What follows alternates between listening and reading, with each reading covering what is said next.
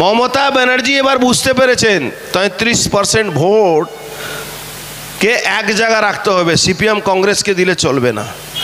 সেই 33% ভোটের জন্যে মমতা ব্যানার্জি এই দাঙ্গাটা করিয়েছেন। একদম আমি বলছি court on court. Mamata Banerjee 176টা মামলা করেছেন, আরও 2টো মামলা করবেন, গাইঘাটা থানারও মামলা করবেন আমার নামে। আমার ওই মামলা যতক্ষণ রোজ না একটা হয় আমার শরীর ভালো লাগে না, আমার কষ্ট হয়। আমার সঙ্গে সবাই বলবেন হিন্দু হিন্দু হিন্দু হিন্দু হিন্দু হিন্দু एक रहेंगे तो बटेंगे तो। আর আমাদের যারা পুলিশরাও শুনছে তাদেরকে আমি বলছি, আপনাদেরও শোনা দরকার আছে। আপনাদের অবস্থা সব থেকে বেশি খারাপ হবে, সব থেকে বেশি আপনাদের অবস্থা খারাপ হবে।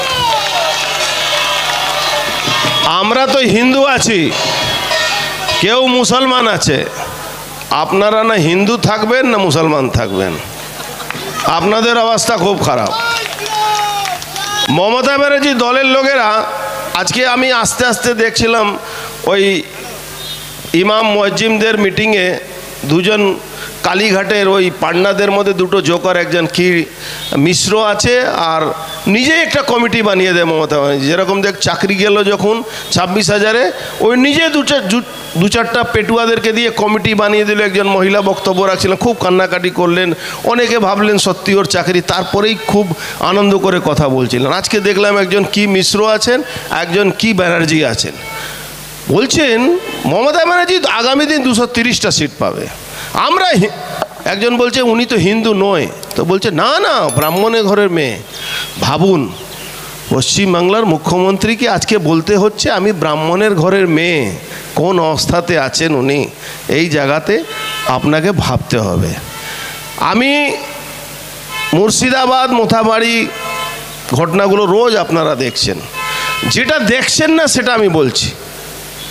আমার ওখানে অনেক লোক থাকে, ধুলিয়ানে থাকে, এই জঙ্গিপুরে থাকে, আমার পার্সোনাল তাদের সঙ্গে রিলেশনের লোককে বলছি।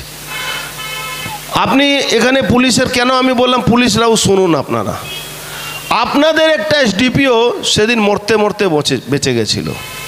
ওই এসডিপিও ওই পুলিশের সঙ্গে যারা যত লোক ছিল, আমি নাম বললে ওর বেচারা চাকরি চলে যাবে, ও স্পষ্টভাবে বলছে কি যদি বিএসএফ না থাকতো আমরা মার্ডার হয়ে যেতাম। প্রায় 70 রাউন্ড গুলি চলেছে জানেন, ওই জাফরাবাদে 70 রাউন্ড গুলি চালিয়েছে, প্রায় 250-এর উপরে বোম চলেছে। আপনি ভাবুন কতদিন ধরে প্রিপারেশন চলছিল। ভালো করে জানেন পুলিশরা 1 কেজি বোমের মশলা বানাতে গেলে কতক্ষণ সময় লাগে, কত পিস তৈরি হয়। এই অস্ত্রগুলো আসছে কোথা থেকে? এই পুলিশের লোকেরা অস্ত্র দেয়। এই লাটবাগান থেকে বেশিরভাগ অস্ত্র বেরোয়। আমার ব্যারাকপুরে লাটবাগান আছে না, ওখানে আরমারি থেকে বেশিরভাগ অস্ত্র গুলিগুলো সব বেরোয়। আপনি দেখেছেন ইতিমধ্যে কলকাতা দোকান থেকে অস্ত্র ওই ক্যানিংয়ে ধরা পড়েছে। এখন হঠাৎ এসটিএফ, আগে আপনাদের এলাকা সব ফ্যান্সি ডিলে ব্যবসা হতো না, সব এসটিএফ করাতো। এখন একটু বর্ডার কড়াকড়ি হয়েছে, শান্তনুবাবু অনেক লড়াই ফড়াই করে এখন বর্ডারে আমাদের প্রধানমন্ত্রী ওই ফেন্সিং করছেন, এখন একটু বাধা পাচ্ছে।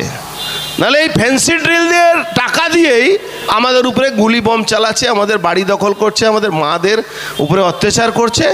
প্রথমে কাজ দেখুন, এই মুসলমানদের থেকে লড়তে গেলে প্রথমে এদের আসল জায়গা, কেন এরা পাঞ্চার বানাবার থেকে প্রফেসর অবধি সব একরকম চিন্তা ভাবনা আছে। আজকে আমি একটা মুসলমানের স্কলারের বক্তব্য শুনছিলাম, ইসলাম ধর্মে রেপ করাটা কোনো খারাপ কাজ নয়, ইসলাম ধর্মে মূর্তি পূজাটা খারাপ কথা। আল্লাহ নাকি বলেছেন রেপ করা কোনো খারাপ জিনিস নয়, খারাপ জিনিস হলো মূর্তি পূজা করা। আপনারা ভাগ্যশালী আছেন, আপনারা এখানে হিন্দু বহু সংখ্যক মানুষ বসবাস করেন। আপনি ভাবুন তো, যে জায়গা হিন্দুরা 10% 15% হয়ে গেছে, বেশিরভাগ বর্ডার জায়গা, 9টা ডিস্ট্রিক্টের বর্ডার এলাকা। আপনি বসিরহাটে চলে যান না, আপনার আমাদের এই জেলার মধ্যে বসিরহাট চলে যান তো, কোনো কথা বলতে পারছি না আমরা। ওখানকার বারিক বিশ্বাসের সমানান্তর সরকার চলছে, 9খানা মাফিয়ারা পুরো কন্ট্রোল করছে এই বর্ডার এলাকাটাকে। আর যখন আমাদের প্রধানমন্ত্রী, আমাদের অমিত শাহজি যখন বর্ডারে ফেন্সিং করাচ্ছেন, মমতা ব্যানার্জি সব থেকে বেশি কষ্ট। কেন? ভাইপো ব্যানার্জি বিজনেসটা STF এর মাধ্যমে যে বিজনেসটা হচ্ছে তো বাধা হচ্ছে। এই বাধার জন্যে আপনি কি ভাবছেন ওয়াকফ বিলের জন্য গন্ডগোল হচ্ছে? না না না, মমতা ব্যানার্জি এবার বুঝতে পেরেছেন 33% ভোট কে এক জায়গা রাখতে হবে, CPM কংগ্রেসকে দিলে চলবে না। সেই 33% ভোটের জন্যে মমতা ব্যানার্জি এই দাঙ্গাটা করিয়েছেন। একদম আমি বলছি court on court. Mamata Banerjee 176টা মামলা করেছেন, আরও 2টো মামলা করবেন। গাইঘাটা থানারও মামলা করবেন আমার নামে। আমার ওই মামলা যতক্ষণ রোজ না একটা হয় আমার শরীর ভালো লাগে না, আমার কষ্ট হয়।